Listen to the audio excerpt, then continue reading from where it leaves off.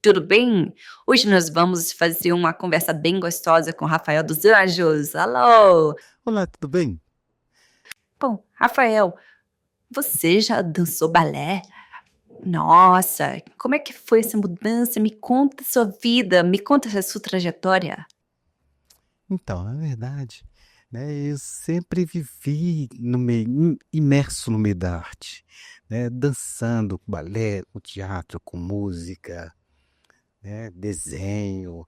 Desenho não tanto, mas sempre a arte esteve na minha formação. Eu sempre estive dentro desse meio da arte, né, e eu comecei. É uma história engraçada. Eu vou contar uma história engraçada para você, olha só, porque quando eu era criança, era gordinho, né? E o meu pai falou assim: "Ah, você precisa fazer ginástica, esporte, precisa emagrecer, porque você vai se sentir mais seguro, vai crescer". E aí me colocou para fazer karatê, né? Uma luta de artes marciais, que era bem masculino. Então, era um lugar próximo da minha casa que tinha balé também, tinha aula de balé. E aí, a aula de luta era aqui e a aula de balé era próximo. Aí eu ia para a aula de luta, mas eu ficava olhando ali, sempre espreitando o balé, né? Então eu fiz alguns, acho que 2, 3 anos que eu fiz, pratiquei a arte marcial do karatê, ok. Mas aí um dia eu tava pra aula, né? Fui lá pra aula, mas o meu interesse estava em outro lugar, né? Aí eu parei, fiquei olhando, observando aquilo, fiquei horas, perdi o tempo, né? Percebendo como é que era o balé, o professor ensinando, os meninos praticando, né? Tinha homens, tinha mulheres, e todo mundo dançando. E eu falei assim, gente, que legal isso, me surpreendeu realmente. Eu tinha mais ou menos 10 anos, 11 anos nessa fase, e aí eu fiquei pensando, perguntei, fui lá perguntar, fui lá, eu gostaria de ter aula, como é que faz para ter aula aqui com vocês? Aí uma professora chegou e falou assim: "Ah, você precisa pagar, precisa preencher os formulários", né? E eu vi, nossa senhora, quanta coisa eu nunca tinha. E meu pai realmente não ia aceitar aquilo de jeito nenhum. Aí eu tentei. Aí fui para casa, fiquei pensando, matutando, né? E a criança cheia de criatividade, pensando, como é que eu vou fazer isso? Aí eu fui lá pedir de graça para fazer de graça. Aí a pessoa falou: "Não, não pode. Se ela responder que não, tudo bem, eu fico na minha". Depois eu fui lá e eu criei coragem, eu vou. Realmente chegou na hora lá, a moça que estava na secretaria, né, a secretária era outra mulher, mais velha já, né. Aí eu cheguei lá: "Olá, tudo bem? Ontem eu estive aqui conversando com outra senhora, né, falando sobre as coisas que eu quero muito dançar, mas meu pai com certeza não vai aceitar, não vai pagar. Eu não posso fazer uma aula de graça só para ver como é que é?". Aí a secretária olhou para mim, me espreitou, falou assim: "Vira aí, vira". Eu girei, falei assim: tá bom, pode.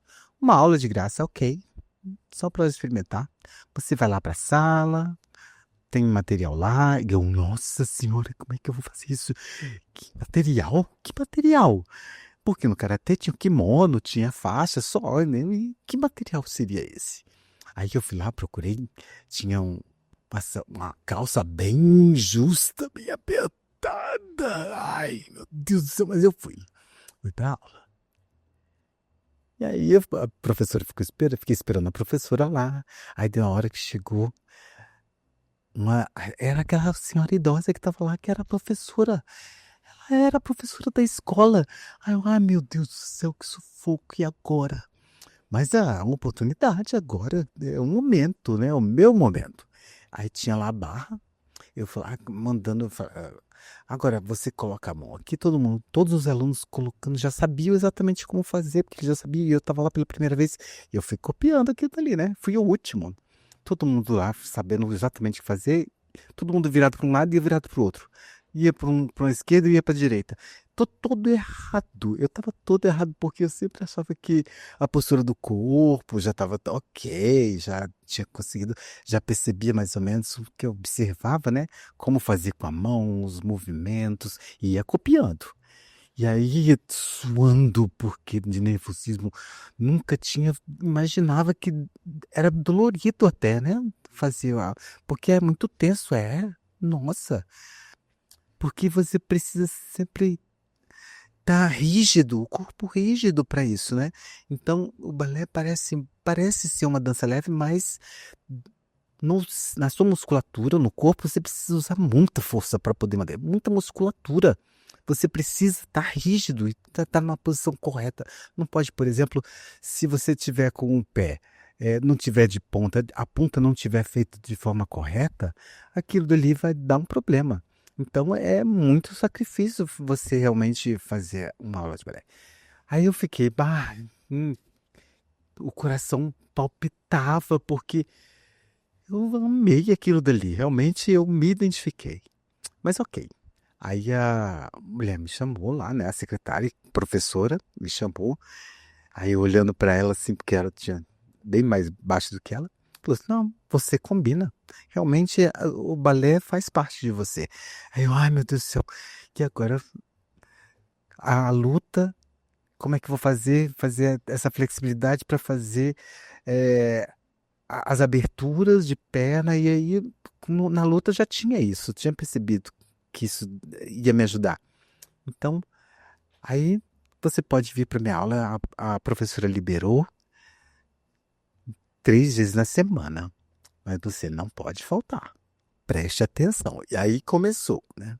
Ai, meu Deus do céu, porque tem a luta 2 dias na semana, 2 vezes na semana. E o balé 3 vezes na semana. Aí eu pensei, meu Deus do céu, como é que eu vou inventar uma desculpa pro meu pai? Como é que eu vou explicar isso? Que eu tô a semana inteira tendo aula. Bom, aí eu inventei que o karatê tinha mudado, né? Tinha mudado de faixa. E aí eu precisava treinar mais, precisava ir mais. Era uma mentira. Eu acho que 2 meses eu consegui manter essa mentira. Mas aí meu pai percebeu que alguma coisa estava diferente, porque, por exemplo, ele me dava dinheiro para lanche, para algumas outras coisas, e eu não comia. Ia guardando aquele dinheiro para poder comprar material para o balé. Então, aconteceu o quê? Meu pai descobriu e ficou muito bravo com isso. Nossa, me deu uma surra naquela época, era muito normal isso, né? Eu penei com aquilo, sofri, mas era um sacrifício, mas eu aguentei firme. E eu, falou, olha, pronto, agora você apanhou, você quer continuar com essa bobagem? Sim, quero. Ok, então você vai parar o karatê e vai fazer só balé, vai fazer sua dança. Hum. Então, eu entrei de verdade, efetivamente, na escola, e aí naquela escola mais ou menos uns 4 anos. Depois eu fui mudando para outras escolas, porque é anos de prática e vai aperfeiçoando. E aí aconteceu esse trabalho, me tornei um profissional de ópera. É um trabalho próprio de dança, é um corpo de dança. E aí trabalhei, recebi salário por isso, fiz apresentação em vários lugares no Brasil. Então, uma experiência maravilhosa que eu tive. Realmente me ajudou muito com língua de sinais, inclusive. Mas você não tem interesse em ensinar surdos na casa dessa arte, dessa.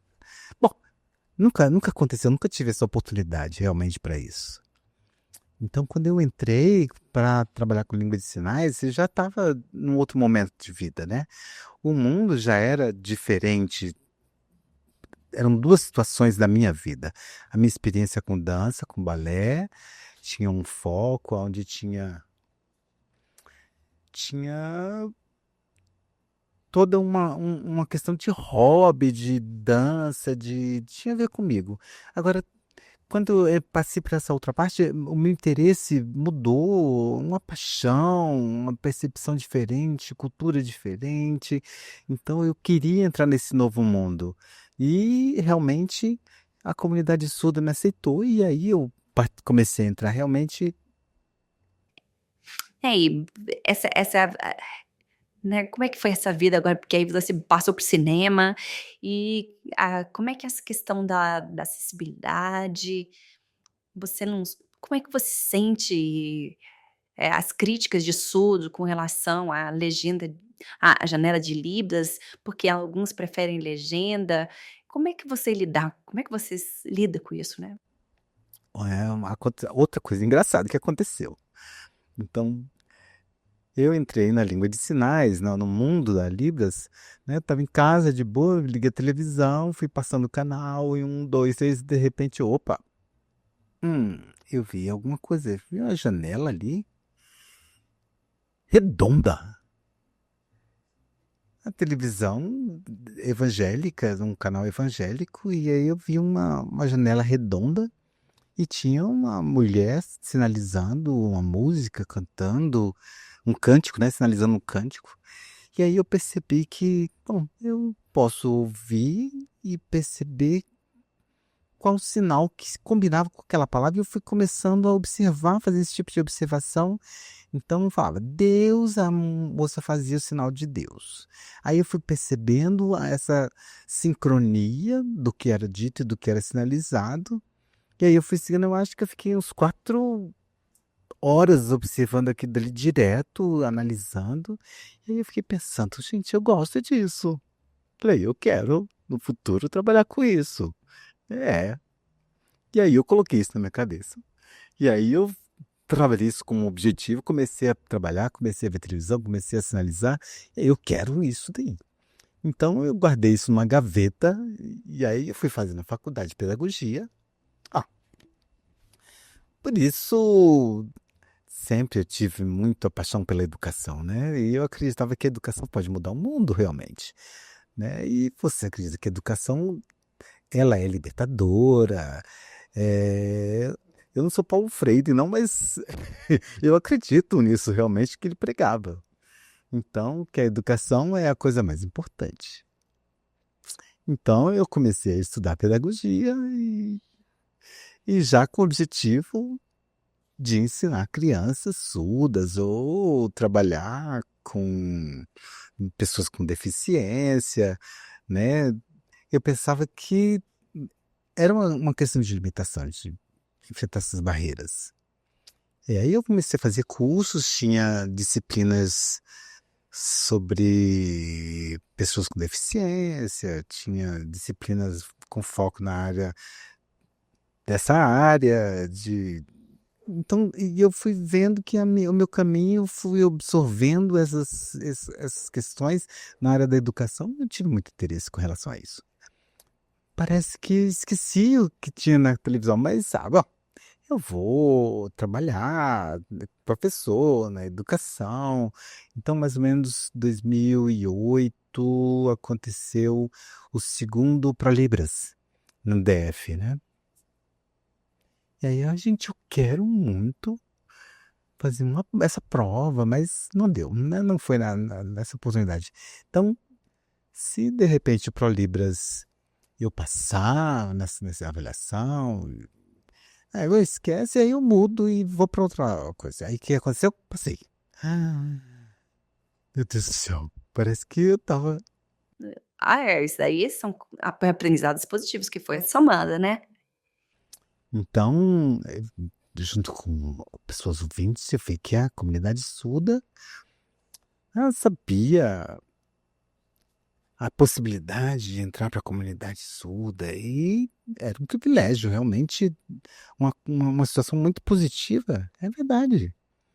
Porque a gente tem características diferentes, perspectivas de mundo diferentes, e se a comunidade aceita, te aceita, acredita em você, que a sua sinalização é progressiva, então realmente eles concluem que é possível com esforço, com várias situações que você vai aprendendo, vai passando, e você acaba tendo essa questão. Então, ProLibras para mim significou um marco, né, de mudança na minha vida. Eu percebi que realmente eu conseguia, eu posso realmente entrar nessa área e eu gosto dessa área. Então, o meu foco começou a estudar e eu fui me aprofundando. Eu lembro muito bem de cursos de Libras, eu não ia nesses cursos de Libras, né? Então, tinha um contato, comunidade, eventos. Foi a primeira vez que eu tive contato com surdo, foi na Pada. Foi na Pada que eu tive o primeiro contato com surdos, então. Então, para mim, hoje, estar aqui fazendo essa entrevista com a TV Apada é um orgulho muito grande, né? Eu fico emocionado de verdade. Ontem, quando eu não consegui dormir pensando nisso. Como é que pode?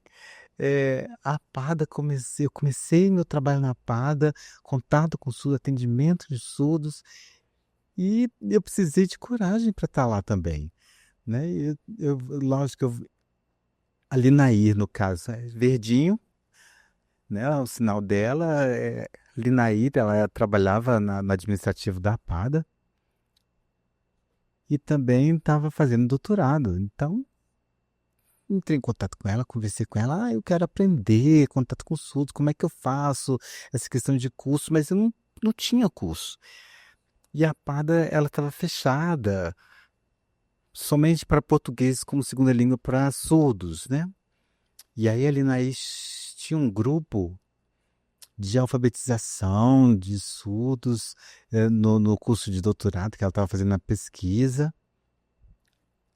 Não era, não tinha contato nenhum, não. Então, ela está fazendo um curso de doutorado na área de pedagogia.